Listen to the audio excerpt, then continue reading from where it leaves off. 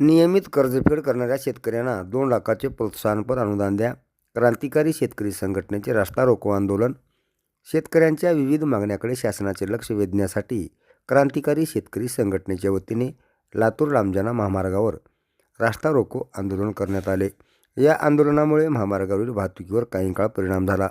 शेतकऱ्यांनी आपल्या मागण्यासाठी आक्रमक भूमिका घेत शासनाविरोधात घोषणाबाजी केली.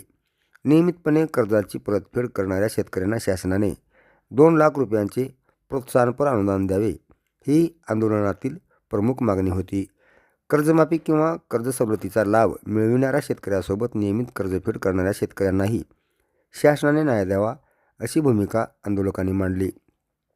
शेतकऱ्यांनी वेळेवर कर्जफेड करून बँकिंग व्यवस्थेवरील आपली जबाबदारी पार पाडली आहे.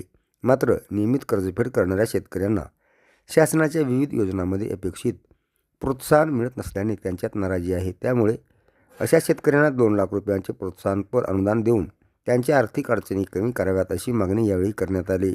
पावसातील अनिश्चितता, वाढता उत्पादन खर्च, शेतीमालाला मिळणारा अपुरा भाव आणि वाढती आर्थिक कोंडी यामुळे शेतकरी अडचणीत सापडला आहे.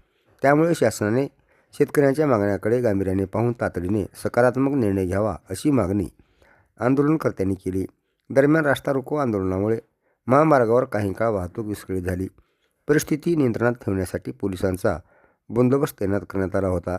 शासनाने शेतकऱ्यांच्या मागण्यावर तातडीने निर्णय न घेतल्यास आंदोलन आणखी तीव्र करण्याचा इशाराही संघटनेच्या वतीने देण्यात आला आहे.